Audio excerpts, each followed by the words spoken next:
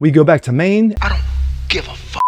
And oh, the hypocrisy. What? Now that Senate candidate Graham Platner has dropped out due to improprieties, the same party that defended the Me Too cause Asshole. A few moments later has abandoned him like the Titanic.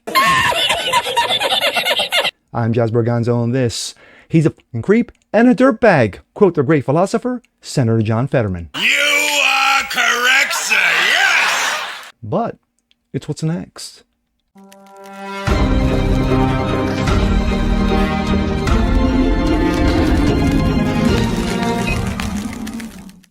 What's up, everyone? Jasper Gonzo. What's next? Another episode for you. Daily Dose. Hope you guys are feeling good today on this Thursday. And yes, it's the story that won't die because it shouldn't die. What am I talking about? We go back to Maine. We have a Senate candidate race that's going on, but one of the players has decided to drop out because of improprieties. That would be one Graham Platner. Yes, the Nazi tattoo wearing, who never gave up being a Nazi, had no problem doing that. But he was asked if he were to be wearing an Israeli tattoo. Well, that's a problem. Well, it seems like improprieties, i.e. messing around with other women and being a little physical, yeah, you know, graping, yeah, that's a problem as well. But here's where the hypocrisy lies, is that this is the same party that was all in for Me Too has abandoned him like the fucking Titanic. Wow, shock and awe. We go to this coming out of the New York Post. Miranda Devine, slimy Dems, the party of Me Too show their true colors in dumping Graham Platner. Wow, unbelievable. Not really. The party of Me Too has shown its true colors in the face of the rolling Graham Platner scandal. Now the liberal women have credibility accusing him of grape, the rats have deserted the sinking ship, and Democrat-endorsed US Senate candidate for Maine has dropped out. But it's Me Too late to save face? Conservatives always knew that the left's efforts to assert moral superiority on the matters of sex, race, ideology were play acting, but now it's undeniable for even their most blinkered supporters. The Democrat Party's defense of Platner to the bitter end against the avalanche of graping and sexual abuse allegations, not to mention his Nazism, has left them exposed as hypocrites. No, the hypocrisy? Sadism so. The weaponized moral outrage against the right wing rationalizing far worse than their own side. They waved away reports of Platner's issues with women as they first surfaced 2 months ago in the form of Reddit posts which were downplayed sexual assault and suggested victims had themselves to blame if they got drunk. The disturbing comments were dismissed as old and irrelevant and were excused as the pretext for Platner's was suffering from PTSD and insult to military veterans who don't treat graping like a legitimate spoil of masculinity. In any case, Platner, 41, wrote the post a decade ago when he was old enough to know better. Senator John Fetterman was the lone voice in the Democrat Party, once again, calling out Platner from the start as a creep and a dirtbag. Fetterman dubbed him P-Hustle, and the name Platner used on Kick, grooming messaging app for underage kids, yes, where he sent explicit messages for a decade as recently as last year for underage kids. So not only was he part of the Nazi party, not only did he grape and sexual abuse women, but also he dabbled in pedoism. Shock and all. A good and decent man? No, not really. When Platner was revealed to have cheated on his new wife by sexting at least 6 different women after getting married in 2023, count them, 6, the Democrats said he was a good and decent man who was struggling and was growing. A month ago, when the New York Times published his soft soap catch and kill story with multiple ex-girlfriends euphemistically describing unsettled encounters with Platner, including physical intimidation, Democrats again excused Platner by attacking the victim, conservative Lindsay Fifield.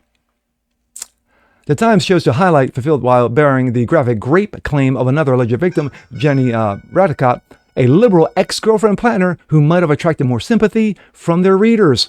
Seems like a lot of nothing, Democrat Senator Sheldon Whitehouse said of the Times piece.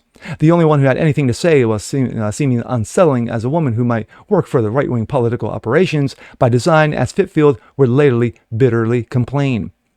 That was a betrayal by the Times that persuaded Radicott to come forward again this week to catalog her graping shock claim. And of course, that's them in a picture. I'm sorry, no, that's Lindsay Fifield. Sorry, excuse me.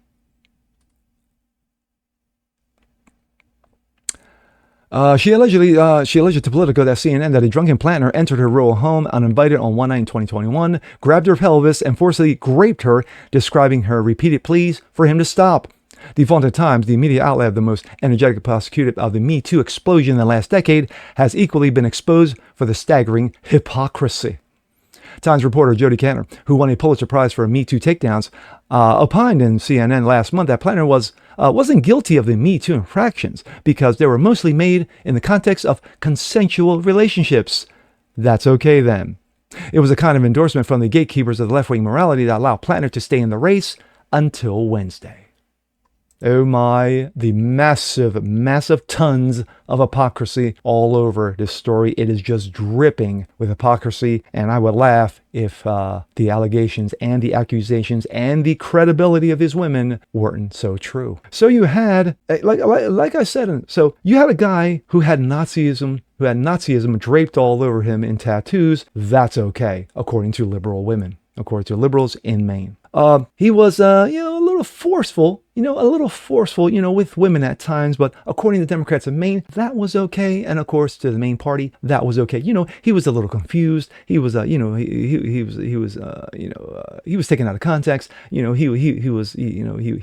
was growing. He had issues, but he's still a good and decent man. And then to top it all off, he dabbled in pedoisms, and yet the Democrats saw nothing wrong up until they saw something wrong. Because when other Democrats were waking up and say, yeah, we need to drop this guy, the Maine party was like, no, he's still a good and decent man. Until a liberal woman came out again and said, hey, you know what? He raped me. He forcibly abused me. And yet I was still going to vote for the guy. She said it in a CNN interview that she was still going to vote for the guy, even though he did these terrible things to her. Wow. The fucking blind mindset. So now he's been dropped. So now who they're going to get, It's kind of late in the game, you think? But it doesn't matter because when you have someone like Susan Collins, who has been a rhino for the past, 3 decades, it doesn't matter. It doesn't matter what comes out of Maine. It's still going to be trash, For the Republicans, they're like, well, we could always use another vote, which is true. But for the Democrats, they're like,